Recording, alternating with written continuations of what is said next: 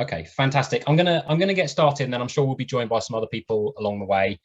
So thanks so much for joining. We've had a really fantastic sign up and turnout for this meeting tonight, which is really amazing, really gratifying to see, and especially on a sunny day. I do see a few people have joined the Zoom meeting outside, which I highly approve of, because I was saying I'm not sure how many of us should be stuck inside really on Zoom talking about green spaces on a day like this. We should maybe be outside enjoying it. So I really appreciate your time, and I won't keep you too long. We'll try and keep this definitely down to an hour and maybe a little bit below. But we wanted to take this chance as part of National Park City Week to talk about Glasgow as a national park city. So I'm just going to do a very brief introduction. I know there's some people on the call who are really familiar, who've been involved, who are already ambassadors for the campaign or supporters of the campaign. And there's other people who've just heard about this for the first time and joined us tonight. So welcome to all of you. And I'm just going to give a brief overview to sort of get everybody up to speed of what's going on. So I'm Dom Hall. I'm the convener for the Glasgow National Park City Group. In my day job, I work for a conservation charity called TCV, who do things all to do with communities and green spaces, healthy, happy communities, and the value of green spaces. So I guess there's a pretty natural link between that and this. And I'll just give you a brief overview. I guess the simplest way to define what a national park city is all about is just take all the things you already know about traditional national parks, in the simplest possible sense, i.e. they're places that are great for nature, they're places that are great to enjoy and explore and to get people engaged with nature and wildlife and adventures in the outdoors. Why not apply some of those things to cities, which is where most of us live?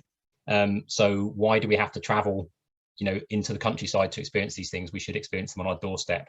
And of course, over the last, I was going to say a few months, but it's quite a lot more than a few months now, the last 18 months or more, I think we've all realised, those who didn't already, the value of those local spaces and having that access to nature and green spaces and social and community spaces on our doorsteps has been really important, and we really want to build on that. So the idea of the National Park City is basically that, is to take those simple ideas that we normally apply only to sort of what we think of as wilderness or countryside areas, and now start to try and apply them to a city. And in Glasgow, we've had a group looking at this for a number of years now. Initial stages were just, initial conversations about it, collecting together some ideas, starting to have some initial events. And over the last year or more, it's gathered a lot of momentum. And tonight's a good representation of that, with a number of people interested in the idea and joining the call tonight. So in 2019, London became the first national park city in the world. And they based that on a charter which was signed up to by elected officials and by the Mayor of London. And coming out off the back of that, there was developed a group called the National Park City Foundation, which wanted to look at, okay, if other cities want to take this approach and want to look at becoming a greener, wilder, healthier city and becoming a national park city, how do they do it? And part of the reason that it's National Park City Week this week is because they're launching effectively this campaign to have 25 national parks by 2025. So they've launched what's called a journey book, which is a kind of a designation process, if you like, that you can work through to apply to get this national park city status. And there's quite a lot of cities, both within the UK and around the world, that are looking at this status. So there's developing a really nice sort of international club of cities that want to make green, wild, health part of their future, really, and commit to that and work together with other cities who have that similar kind of vision. I think Glasgow is one of the front runners in that. There's a couple of other cities, particularly Adelaide, that's really far along that journey and might well be the second. But we're hot on their tails, and hopefully we'll be one of the first ones if we can get the support of both the people in the city and also obviously of councillors and the rest of it. So yeah, we started just as a very informal group about 3 or 4 years ago. We've developed from that to have hopefully a pretty good website, a good vision statement of what we're trying to achieve, some clear targets of the sort of things we're working towards, and a whole range of supporter organisations. This is actually quite an old slide now. We've definitely over 30 organisations across the city, ranging from social enterprises and companies to charities to friends of groups, working across a number of different sectors across that green space and health. So all of these groups have signed up to say, yeah, we agree with this vision. We would like to work together for a greener, healthier, wilder Glasgow. And that's a pretty simple way of describing what we're all trying to do together. It's by no means easy how we do that. Like, there's already a huge amount of stuff happening across the city, and that's actually what we want to celebrate and bring together, talk about how many great things are happening and make people feel like part of a bigger thing. I know especially a lot of friends of groups, for example, can feel sometimes like a bit of a voice in the wilderness up against, big challenges, communities trying to trying to transform local spaces in their community, it can feel like a hard battle, and we want it to feel like part of something that's part of the city's vision and with a real support network around it. And that's what the National Park City will hopefully provide. We've also just been launching this week, in addition to the support of groups, we've been launching our ambassador program. So we've got 10 ambassadors signed up already, some of whom are on the call today, ranging again from university professors to members of local communities, to comedians and all sorts of other different people who are standing up and saying, we think green spaces is a really important part of our city and we want to see it as part of its future. So there's some really exciting support developing for the project. Just to talk briefly, the whole theme of tonight is, why do we think Glasgow could be a national park city? And we're going to talk about 5 main reasons, but I thought I'd start off with a couple of my own. And I could have picked out any number of things here, but the number of parks and green spaces that we have, the number of species that live in a city, these are the sort of statistics that you normally see flouted for national parks, for nature reserves, for wild areas. But cities are really, really important part of ecosystems. They're really important part of our solution to biodiversity crisis. They're really important part to people's day-to-day health and well-being. So there's a lot of reasons within Glasgow that we should, and they can get forgotten when people feel frustrated about, they'd like to see more, but we are improving our cycling infrastructure. We do have great parks and green spaces, and it's part of the culture of the city, which is fantastic. I've partly put this graphic in because it's got some good statistics in, but I've also put it in just as a little bit of a plug for a project, just to give you a little example of something that we've been involved in.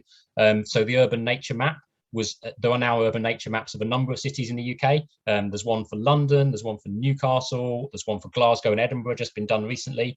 And we helped work on some of the design for this and some of the information that went onto the back of it. And the whole idea of it is to change people's ideas and perspectives. They've been handed out to primary schools across Glasgow to inspire people to go out and explore local green spaces. So there's a link on there, and I think someone will be adding it into the chat if anyone wants to have a look at that map.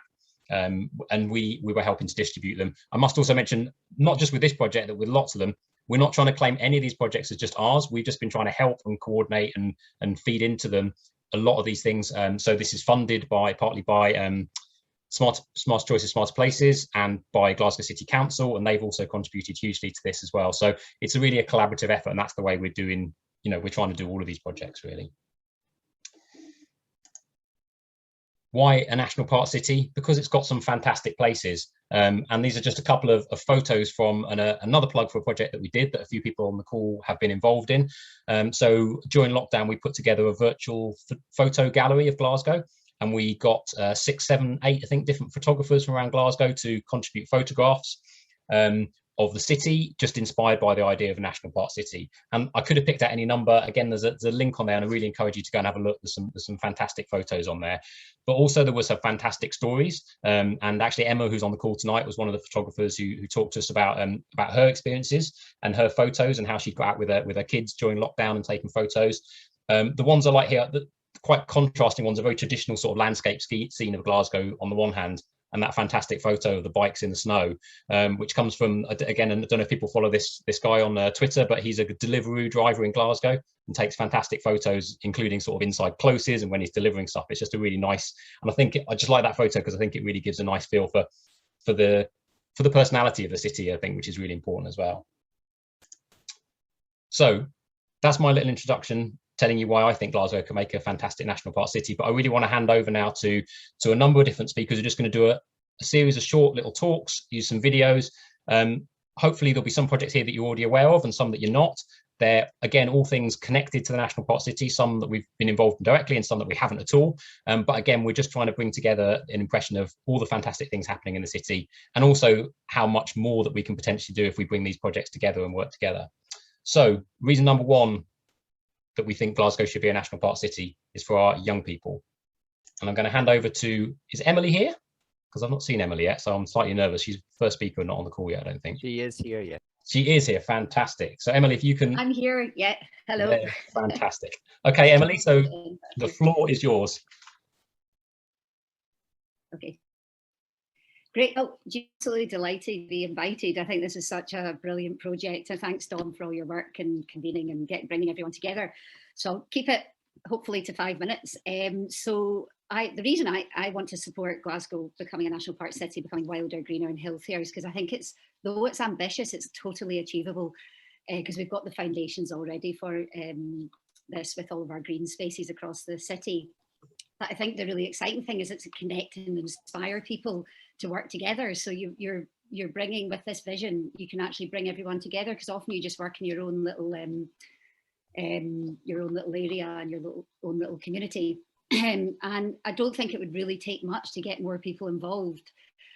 And this is something that's really close to my heart. And when you're talking about children and young people, what we noticed was children, in fact, everybody, not just children, are suffering from not having contact with the natural world. And that's been a big part of what we've been doing at the Children's Wood, is to try and reconnect children with nature. But in fact, through children, you reach absolutely everybody, because everyone knows children. And when children play outside, it makes a place safe, because you can hear laughter and playing, and it's just creates a really nice atmosphere. So who am I? So I'm involved with the Children's Wood, which is a little small space in the north of Glasgow. And we had a long running sort of David and Goliath kind of battle to get the land for the community through Community Empowerment Act. It was football pitches, so it's a wild space, and now it's you wouldn't recognise, apart from the pylons and a little bit of red blaze.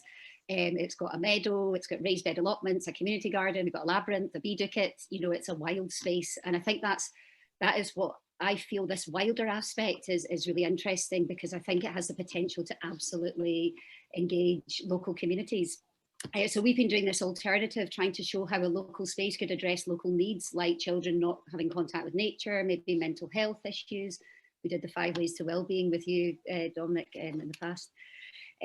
So I feel the wild space is really the unsung hero, because like our bit was the playing field, but you could have a broken down tenement, you could have a car park, you could have a derelict site, and they're all within a community. If you look at any community, you'll have it. And because they're not perfect, I think it encourages people to give it a go, and maybe encourages, you know, all ages to get involved. And it allows for creativity. So we've done a lot with young people and children, and even just some of our most vulnerable young people have actually used the words, I feel relaxed, when they come to the space.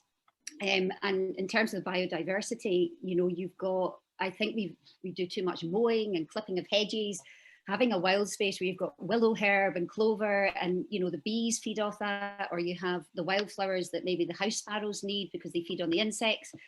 So it's the wild space, to me, is a really interesting one. And then there's the education, which is a big part of what we've been doing, is if you have your local derelict wild space that you've taken over, you have locally and get local people involved. You know, it's really quite, I think it's powerful, because you don't have to travel anywhere to get and access a bit of nature. And so the inclusion is much more powerful, and that's what we're finding, is we can bring together very different communities through working locally at a local level, very hyper local. And yeah, so I feel really strongly about this, that those little wild patches can nurture everybody, but we've taken it through the children and young people. But in fact, in our patch, everybody uses it. There's dog walkers, there's gardeners, there's picnickers, there's everybody, but children are the way in. So, I mean, across Glasgow, you've got absolutely hundreds of derelict, unused patches. And I feel with this vision for the National Park City, we could really be encouraging people to focus on their local area, on the local wild patches, and just get on and do something, clear it up, make it clean, and then start inviting people. And I feel quite excited about it, because I think that could really help with this bigger vision of connecting people to nature to be healthier and wilder and greener. So that's me. Fantastic, Emily. Thank you. That's a really nice introduction. Yeah. No, that's absolutely perfect. And yeah, just for people who don't know so much about Emily's project, she's slightly underplayed what's been an absolutely monumental effort and a fantastic project. Not without its complications, I'm sure Emily would say, and everyone else would understand. But a real community effort to make use of a space and really bring it to life. And I think that's exactly as Emily said. Like I think that's what we want to try and do with other spaces. And we're going to have some other talks about that kind of thing a bit later on. But there's so much potential in Glasgow. One of its biggest challenges is the amount amount of vacant and derelict land we've got. And I know Colleen and others are going to speak about that later on. So making the most of those spaces to create this greener vision of the future for the city is a really fantastic opportunity.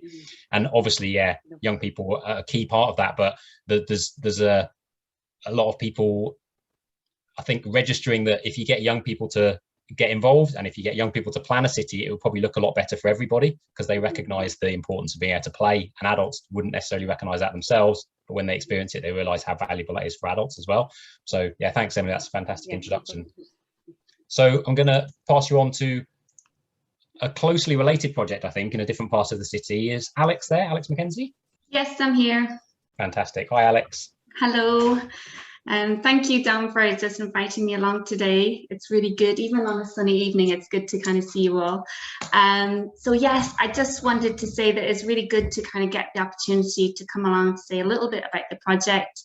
I'm Alex Mackenzie, I'm the project coordinator for the Lost Woods, and we definitely share the vision of a Glasgow National Park city, because that vision is all about connecting people and children to nature.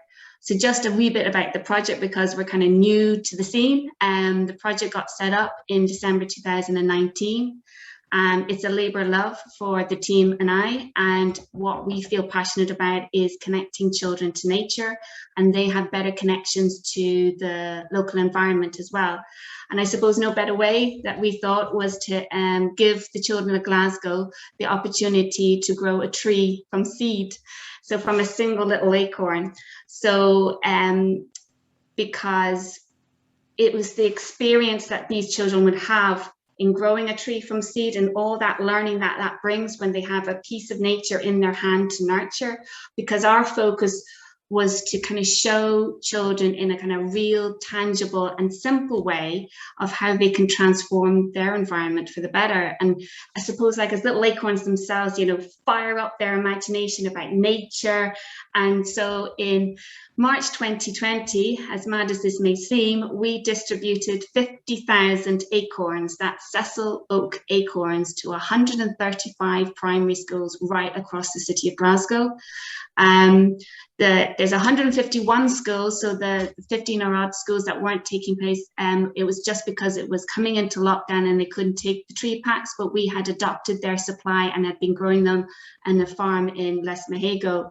So now, near a year on, so these baby oak trees have been used to rewild homes, school gardens, local communities, and now we're really excited about this next development, which is that we've secured a 13-hectare site on the south side of the city. It's sandwiched between Castlemilk and Carmonach, and quite close by Cathkin Braes Country Park. And the children of Glasgow will be coming out onto this site to plant up in October, the first week in October, with some of the trees that they have literally grown from seed. So we're really excited about this. And it is going to be huge, because we're inviting all the 151 schools to take part, a wee delegation of 8 children and 2 teachers from each of these schools. And they've all signed up. And so this will be coming from the 4th to the 7th of October that this will be happening. And this site is also part of a wider woodland ambition for the city. It's part of the Cart and Kittuck woodland ambition, which is about increasing woodland cover and woodland connectivity for Glasgow and for central Scotland. So what we're doing is creating a legacy woodland that will benefit everyone in the city on the lead up to the UN Climate Summit that's happening in November in Glasgow as being the host city. And what we're showing is, I suppose, I just love the slogan that we have in Glasgow, is that people make Glasgow, because it's so true, because we wouldn't be anywhere with this project without all the wonderful connections there are in Glasgow, because it's a well-connected, beautiful city, and it's just helped us to get to the stage where we are. And I think together that is so true, that we can create that greener, healthier, happier city that everyone will enjoy and benefit from. And I think what I feel is really exciting is that these little Glasgow children, these primary school children, are going to prove to the world that no one is too small to make a difference. And that is a lovely message to bring to COP. So that's what we're really excited about. So I just have a really short video to show you. and show you some of these kids that have been involved. So it's just a short 1.5 minute video, but thank you.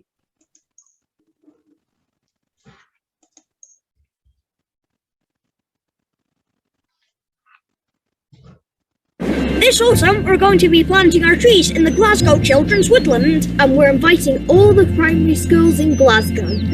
We can make a new green space by and for all the children of Glasgow, and we can make a sustainable legacy following the COP26. The Glasgow Children's Woodland will be so special. It will be planted up by the primary school children, and the site will be laid out like a map of Glasgow. So come and join us this October. We would love to see you and help you plant your oak trees from the 4th to the 7th. The thing I'm most looking forward to is the fact that all of the children in Glasgow are going to make a magnificent green space for future generations, and that when we have children, we can tell them that we did that. Plus, going outdoors and planting trees is fun. The Children's Woodland is a wonderful opportunity for Glasgow schools to engage in the journey to COP26. I think the children will gain a huge amount from planting their own trees in this area. The woodland's a great area for our health and well-being, but also climate change, what this project is also all about. So we're really, really excited. I think the value that our young people in Glasgow will get from this project and from planting their trees and seeing them grow is that ability to be part of something, that ability to see themselves making a difference. We're excited to be involved, and we want your school to get involved too. Let's show the world how green Glasgow is as a legacy to the COP26 conference. To sign your school up, visit the link below.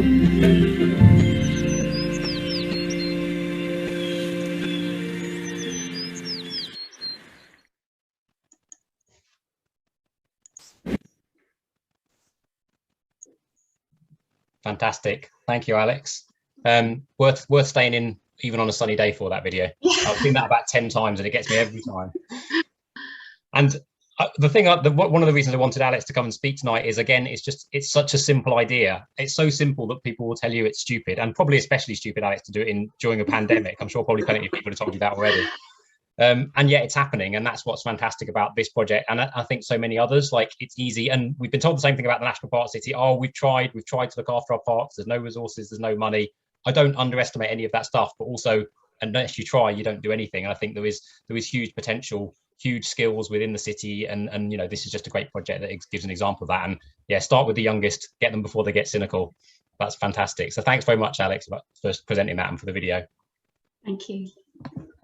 So that's one reason for our young people, and that's probably enough, but we've got some other reasons. So the second reason we want to talk about is the quality of the green spaces, and we could talk for hours about this, about various different sites and various different projects, but we wanted to focus a little bit on a project. So we've got Becky here from OpenEye, who's going to talk a bit about the use of, or how she's used photography and a little bit of filmmaking as well. I think she's going to show you a film as well, to get young people engaged in green spaces. So I'm hoping you're there, Becky. Yeah, yep. I've got a bit of dodgy connection. I think the power cables might be melting around about me, so if I go all off, that might be it. Like, if you set on fire, we'll take over. Yeah, I love both those projects. Absolutely brilliant. They're so inspiring. So I'm Becky. I run OpenEye, which provides photography and participatory projects across Glasgow. I've been running photo projects in Glasgow for about 10 years in a range of different green spaces, everything from the awe-inspiring country parks down to literally just taking pictures of wildflowers in the cracks of pavements and things. And I've kind of witnessed how people's health and well-being is improved by being in green spaces, and especially so in good quality green spaces. And we have a wealth of them in Glasgow. We're really, really lucky. I think we need everyone to have access to nature.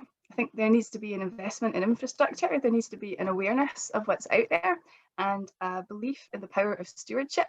And I kind of feel that a national park city would bring these things together. I think by working collaboratively, we can ensure that our dear green city remains green and is close to everybody. A lot of the projects that I'm involved in is about engaging people in their green spaces, their local green spaces. And I think Dom will maybe put on a wee video now, which is a project that we've ran recently with the University of Glasgow and the European Walk the Global Walk initiative, which engaged about 100 secondary school pupils in their local green spaces for education purposes around SDG 16. So there's a wee short video, which I'll play now. It gives an example of how we use green spaces.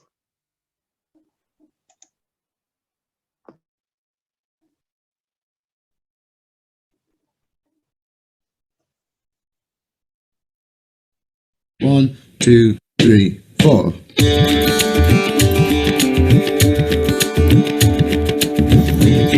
Califa. Califa. Califa. Mana Califa là. Califa. Califa. Tu m'écoutes là. Califa. Califa. Walk the Global Walk is a 3-year Education for Sustainable Development project which engages pupils and teachers in the Sustainable Development Goals. Using local learning and global connections, we help pupils to understand the different issues related to sustainable development. This year we've been focusing on SDG 16, which is peace, justice and strong institutions. We've been running workshops with OpenEye, who are a social enterprise, and we're using photography as a way of engaging pupils in their green spaces and kind of incorporating these different issues.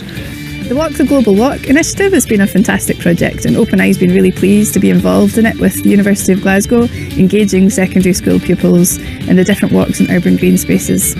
The format that we use for the workshops, we tend to meet the pupils at the school, we'll walk to the local green space together, we'll introduce the idea of SDG 16, peace, justice and strong institutions.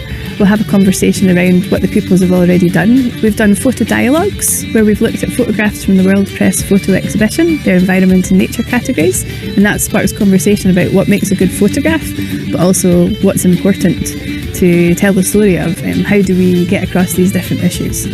We've done photo walks where the pupils have been given digital cameras and a task to take photographs of 10 different types of trees or 10 different types of flowers, and through that process we're really looking at the green space but monitoring the biodiversity. And then we have what's called walking debates, where we pose certain questions to the pupils. Do they think something is right or wrong, or are they in between somewhere? So for example, who should own the park? Should the park be free for everybody to use? Who should look after the park? Talking about these issues and starting these debates, you can start to extrapolate it out to the wider global concerns about environmental and social justice. After engaging in quite difficult topics, being able to go and take photographs within the green space is a calming way to end the session. So I think they went really well. I think the young people really enjoyed it. I think the pupils really connected with the green space and the issues really well. I think from these walks, just having an appreciation and connection to their local green space, I think is a really important aim of these activities specifically, and for the project more generally. Yeah, it's about understanding what sustainable development is, what sustainability is, how climate change is related to justice, how social justice is connected to environmental justice, and it's about making these connections and for pupils to kind of have a global awareness in those senses. I think we can also say the kids loved it and they had a really great time and they were really engaged, and there's a lot of research around how being outside and being kind of in and amongst green spaces and natural environments, kids just love it, and they can concentrate a lot more and they can kind of express themselves a lot easier. We found that there was a lot of peer-to-peer learning, so debates and discussions would just kind of spring off naturally without much instigation from us. And I think they were just really happy to be outside, especially after the year they've had with lockdown and schools being shut. It was just really nice to be out, and we've had great weather. So yeah, lots of benefits.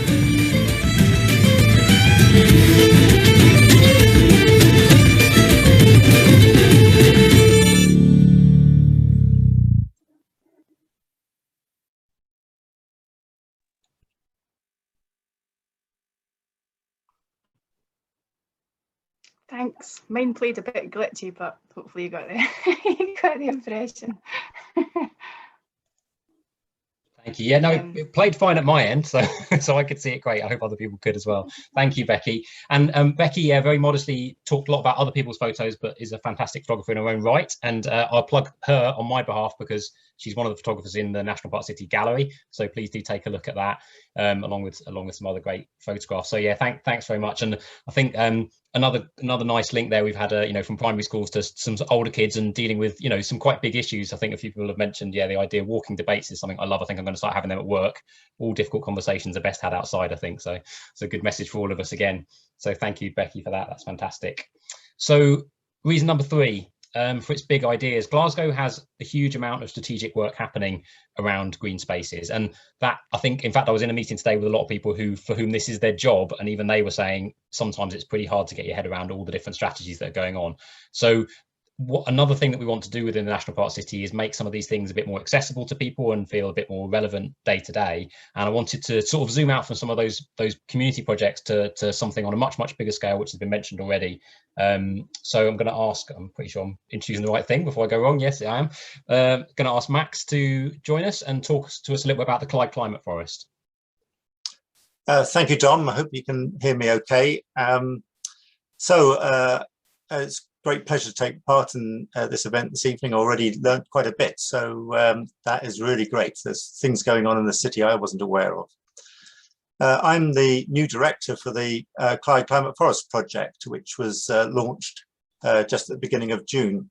And Dom, if you wouldn't mind, perhaps you could forward the slide on to the first slide. So here we have a picture of the 8 leaders of the 8 local authorities that make up the Glasgow City region, who endorsed the Clyde Climate Forest and helped to launch it on the 1st of June, just a few weeks ago. And I think it's remarkable how enthusiastic these political leaders of our region are for our project.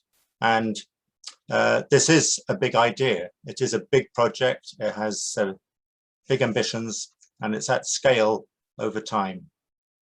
Perhaps you can just go on to the next slide.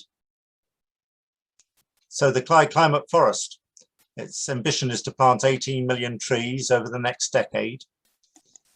And that amounts to 10 trees for every person who lives within the Glasgow City region over those 10 years.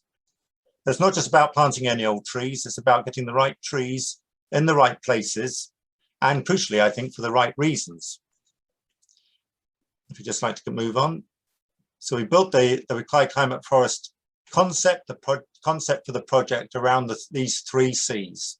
The idea that we should be increasing the tree canopy cover, particularly in the urban parts of our region in Greater Glasgow, that we should be linking up our existing woodland habitats to allow species to move from one woodland habitat patch to the next, and that's particularly important in the face of a changing climate. And that we should also be planting trees because we know that they are one of the key mechanisms to help us to remove carbon dioxide from the atmosphere, which we are currently emitting. So those are the 3 C's. Perhaps you can move on.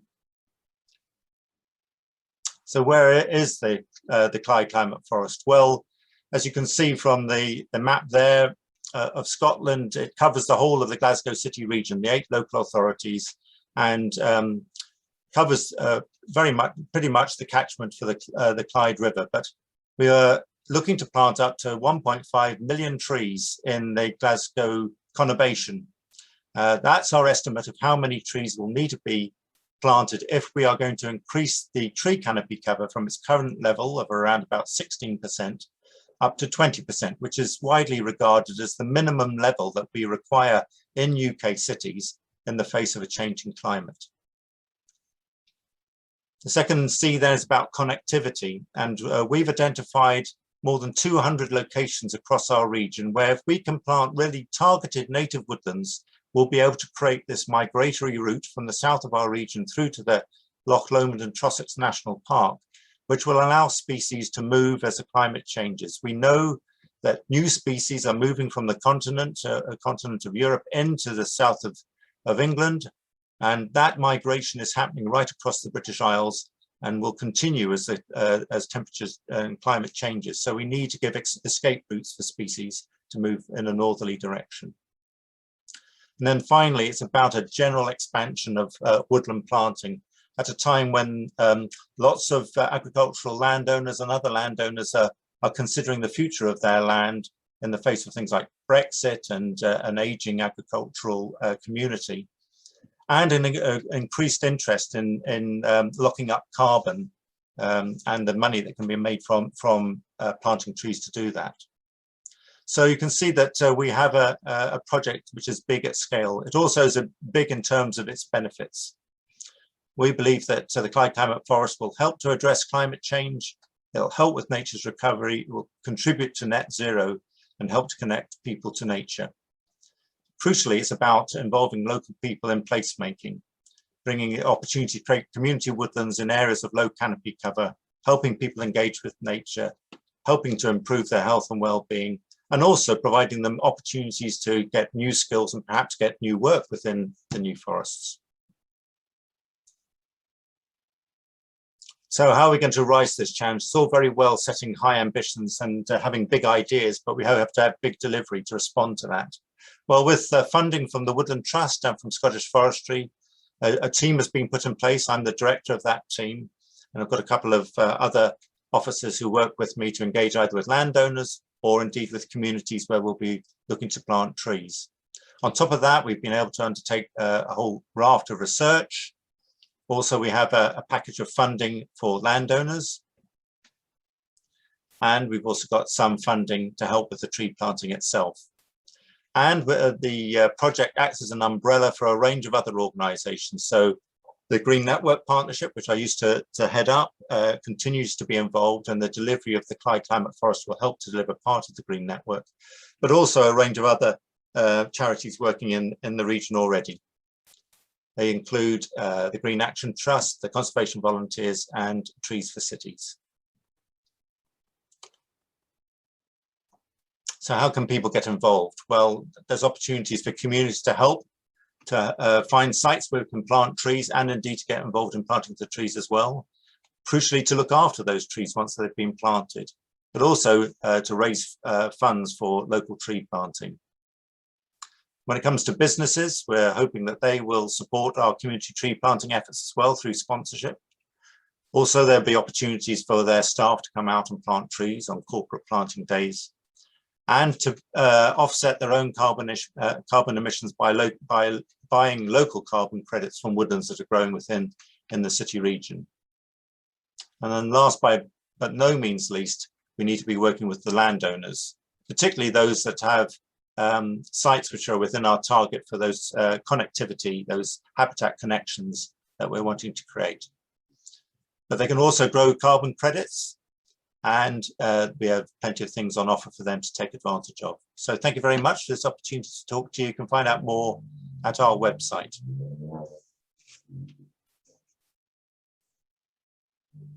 You're on mute, Dom. Yeah, thank you. I muted because a dog was barking through your talk, Max. Sorry about that. So yeah, thank you very much for that. I think, as I said at the beginning, I wanted to really try to introduce a range to show the scale of different things happening in Glasgow, and that relates through from community-led organisations doing projects on the ground through to these huge scale projects with the buy-in, as Max said, from 8 different council leaders. I think everyone on all those scales is aware that none of us can do anything without the other, and that's what's really important about this. Like, it's all well and good the council leaders signing up to say they're going to plant these trees. It's all well and good Max signing up, and I mean, I'm very proud and excited that TCV are going to be involved in that project, and this is part of my work plan as well. But no way any one of us is going to do this on our own. We need to get communities involved. We need to get young people involved, just like we've already heard of from a couple of other projects today. We need to get communities involved. And I think this is one of the really exciting things in Glasgow, that there is that scope. If we're all honest, sometimes it doesn't all work together as nicely as we'd like. Sometimes, you know, people just want to blame each other. But I think what we're all about with the National Park City certainly is just saying, look, we're all in this together. It's about greener, health and wilder. And if we all agree on that, everything else is detail. If we're going to spend time arguing with anyone, let's argue with the people who don't agree with even those 3 principles. And there's plenty of them. There's plenty of us who are all more broadly on the same boat. So let's work together to try and achieve these aims. So thanks, Max. A really big, ambitious vision, and something that hopefully lots of people here will be able to get involved with over the next 10 years.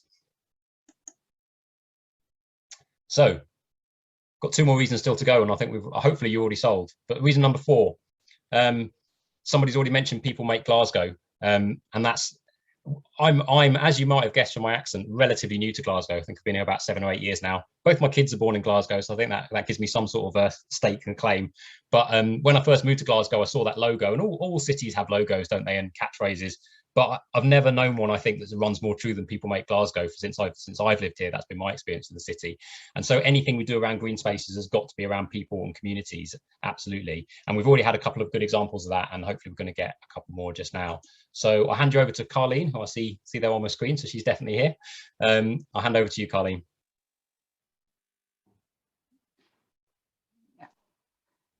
So, okay, yeah, so I'm Carleen Doherty, and in my day job I work for Development Trust Association Scotland, and in doing so support communities to regenerate vacant and derelict land. I'm also a trustee for Southseeds, who support Southside residents to lead more sustainable lives, and they, as an organisation, are a supporter of Glasgow National Park City. So personally, I'm a big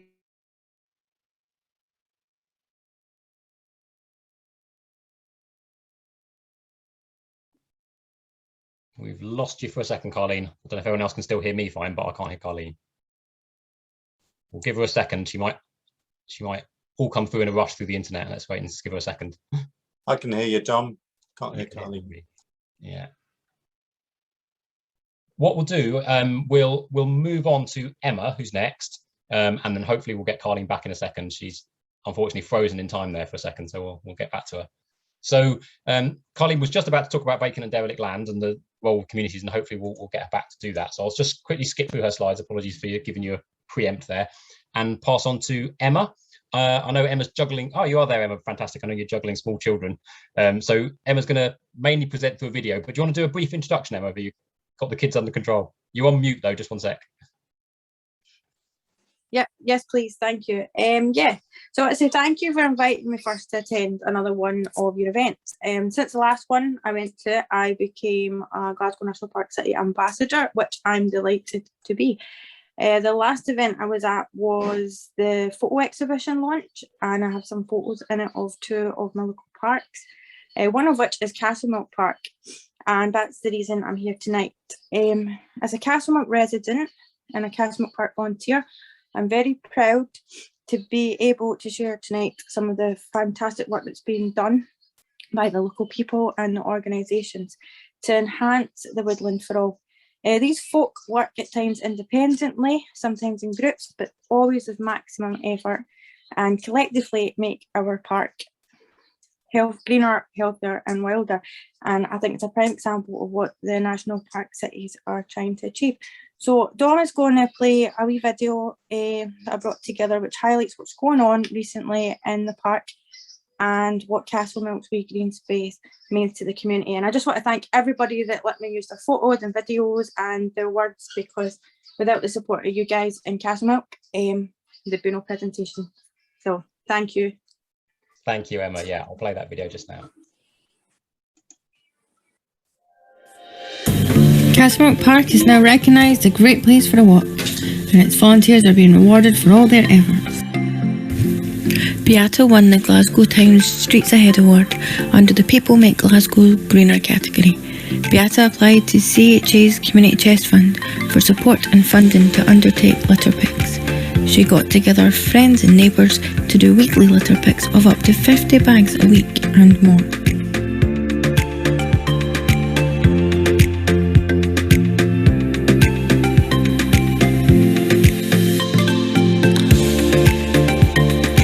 Beata is one of Castlemilk Park's 22 volunteers that work when they can to enhance and protect the woodlands and support community events.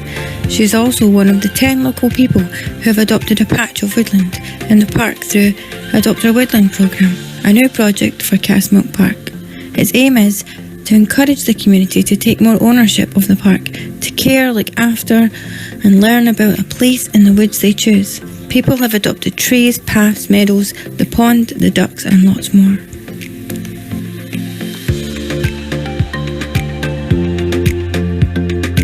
Here's why Angela decided to adopt a patch.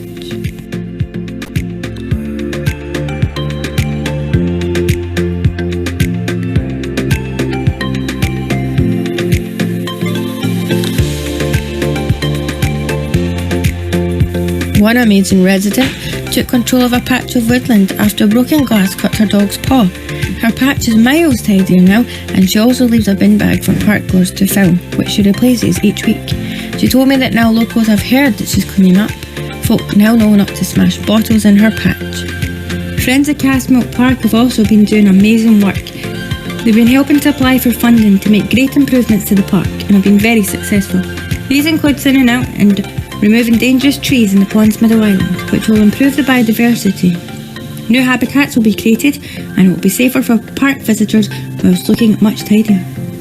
They have also donated a woodland wellbeing bench for the pond area, a place for people to rest and reflect. It links in with other projects in Castlemilk that have similar benches, like the Lost Lives Garden and various schools. A local initiative led by LD Let's Talk about not being alone and opening up to others. Now let's see what people told me about what Castlemilk Park means to them.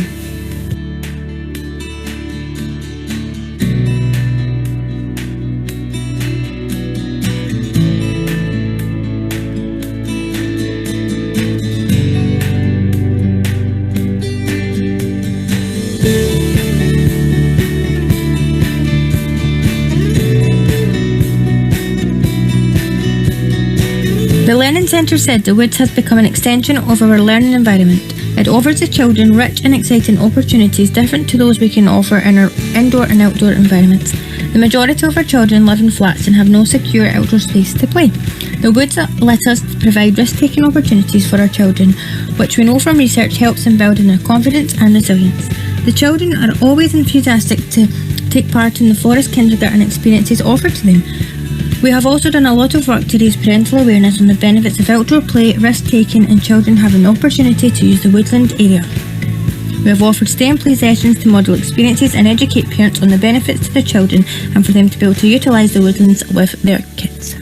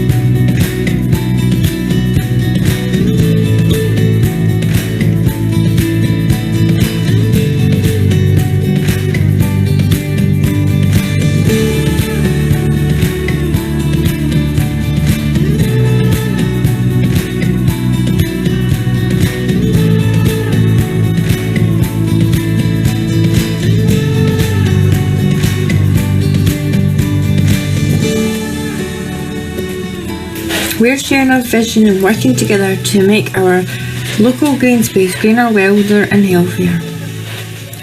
We can do it, and if the rest of Glasgow can too, we will become a national park city. Thank you.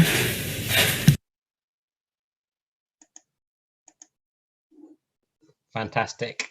Thank you very much, Emma, and thank you to repeat your thanks, because I know that video has been put together just for tonight, and that means that you've done a lot of rattling around in the community and getting people to tell you, what they think of the park and the work they've all been doing. And I think that's a fantastic output in its own right, because I think a few people have put it in the chat already. So much good community action going on, and sometimes I think can feel a little bit unheralded, and that's it's fantastic, Emma, what you've done there to bring that to other people's attention. I hope that's what the National Park City can do as well, is bring some thanks and praise on the community groups who are really doing fantastic work in their communities. So thank you for that. Okay, one reason left, and we're running short on time, so I'll keep moving. We couldn't have a better time, I don't think, to be talking about a national park city for Glasgow. We face some huge challenges. We've declared a nature and a climate emergency, and that's not been helped in any way, shape or form by a pandemic, which is in no way, shape or form helped the health inequalities which we have in Glasgow. But we also have a huge amount of opportunity around vacant and derelict land, around some of these projects, around projects like the Clyde Climate Forest, and we have the biggest climate conference probably one of the most important climate conferences ever landing in our city in just a few months' time. So it's a pretty good time to be putting Glasgow front and centre and talking about the things that we can do and committing to do more in the future. So I just wanted to pick out one of, again, many projects I could have done and just get Graham to talk a little bit about his little patch of land under the Kingston Bridge. Well, thank you. Yeah, thank you very much for inviting me to be part of this, and it's so inspiring to hear from all the other projects that have came before. Yeah, my name's Graham. I'm from an organisation called After the Pandemic, which began during the first lockdown last year. We set up set out a manifesto which talked about how we rethink, reimagine, and redesign Glasgow to be greener, sustainable, and more resilient. But I think that we can now probably agree that we should be really focusing on how we can make Glasgow greener, healthier, and wilder. That initial manifesto began back in May last year, on the 8th of May, and by the middle of June we were already reaching out to engage with lots of different people as part of a summer school. So that summer school was looking at new ideas that people wanted to respond to the pandemic, and a lot of those ideas focused on vacant and derelict land and getting access to that vacant and derelict land. So I'm hoping that Dominic has an image here that we can share with you, because this is a piece of land which we have recently been given a license to occupy. It sits to the west of the Kingston Bridge. It's 4,000 square meters of land, and we're in the run up to COP26 in November. We are activating this as a space for community-led approaches and how we respond not only to the pandemic but also the climate emergency.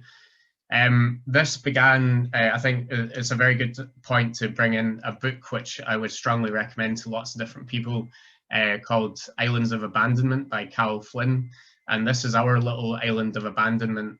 Within Cal's book, she talks a lot about how nature will always survive and take over different cities. And that's what's happened on this site. Since the site has been vacant for so long, there is a huge amount of trees which have self-seeded. So there's 7 different types of trees, as well as a huge variety of different flora and fauna.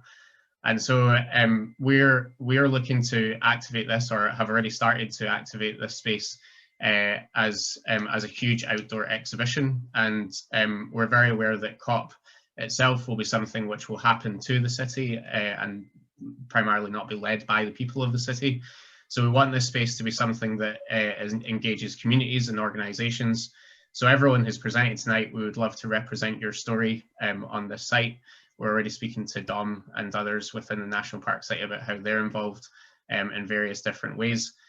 The biodiversity of the site is something that we're very keen to retain. So we're looking to retain as much of this and set a number of pavilions within the site, which will be activated as event spaces and workshop spaces and a whole host of other things. And yeah, we would love for lots of people to be involved. I think the site itself is something which, even though it's in the city centre, is so detached from the city centre, primarily because of the bridge, but and the motorway which goes over the top of it. But it's something that we're very hopeful will become, over the next few months, something that's really active and really colourful and really vibrant. We come from a design background, so we're very much looking to engage lots of artists in this process, and inviting people to come down and contribute to the site itself. One of the first things that we're going to do is paint that street right up the middle. So it's going to be a really colourful and playful space. And that's something that if you would be interested in being involved in many different ways, then please do get in touch with us. I'm sure that Dominic can provide you with our email address. But I guess, yeah, from our side, we want this to be a space which is representative of all of the different wards of Glasgow, all the different communities of Glasgow. And that much like Max has been talking about, not just the city itself, but also all the surrounding areas, and engaging with all these different communities and organisations. There's a number of people on this call and a number of people who've already presented who we're already speaking to about this and being involved. But if there is anyone else who would like to be involved, we would welcome you on our site. The site itself will be active for the 12 days of COP. We've got 12 different themes. We will be posting about that in the coming weeks, and we'll also be asking for people to contribute program and content and lots of other things as well.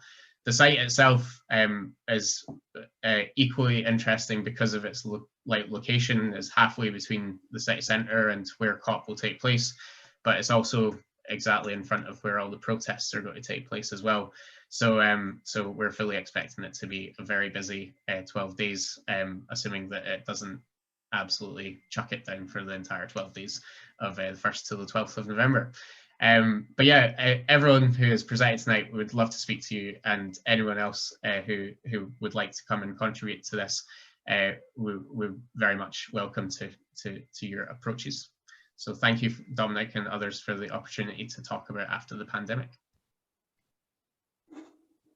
That's brilliant. Thank you, Graham. And yeah, I've been bothering Graham with a million different ideas for this site. I want to get the photo exhibition there. I want a big play street. I've got a list as long as my arm, which poor Graham just keeps getting sent at random times of the night when I think of other ideas for it. So I'm sure he'd be delighted if he gets 100 more from everyone on the call today. But we will be, I think Graham will probably set up a call at some point so that anyone who is interested in getting involved in helping with some events and stuff. I think if you contact me in the first instance through the National Park City address, and then Graham and I'll try and coordinate some sort of get together to get everyone to understand what we're doing, and obviously coordinate what's another huge opportunity there. So yeah, thank you, Graham, for sharing that.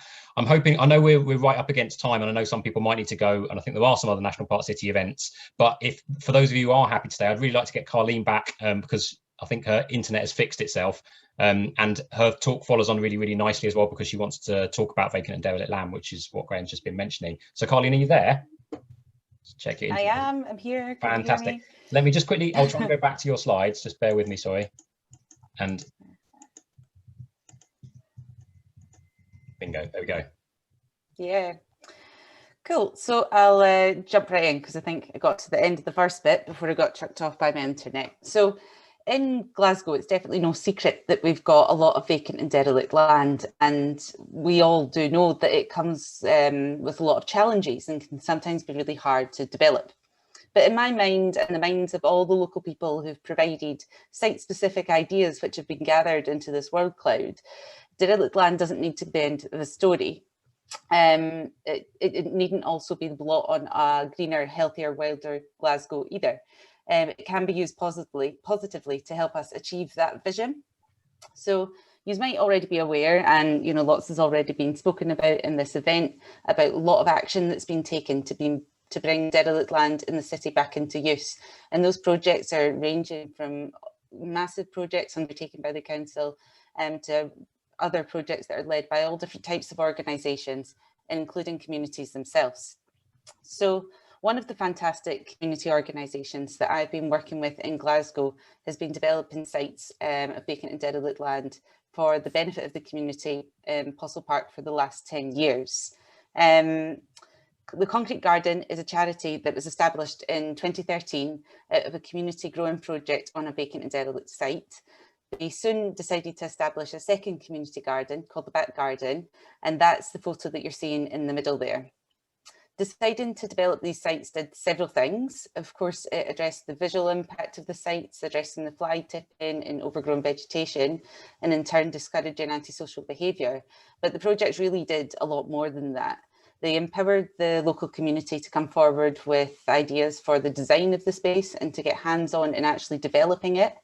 And then once they were developed, the sites were used as a base for lots of fantastic community activities, like adventure play clubs, storytelling and celebration events. And the core use of the sites are at their core are fantastic growing spaces, which are used by local people and organisations. The site has the opportunity for people to have access to green space, learn to grow, eat homegrown food, connect with neighbours, learn new skills, and the list goes on. But Overall, the site improves local biodiversity in a built-up area. It generates its own renewable energy and is built from salvaged materials. So in my opinion, it's a shining example of what can be achieved by communities on derelict sites. So it's something that we could be doing across the city, and lots of groups already are. Through being allowed temporary use of the site initially, the interest and demand for the space grew, and that meant that the project was able to demonstrate how valuable it was, and it was able to become more permanent. If you'd be able to move on to the next slide, please. So I know a lot of you might be thinking, and quite rightly so, that's quite an old example, and I'm sure you're keen for a more current example.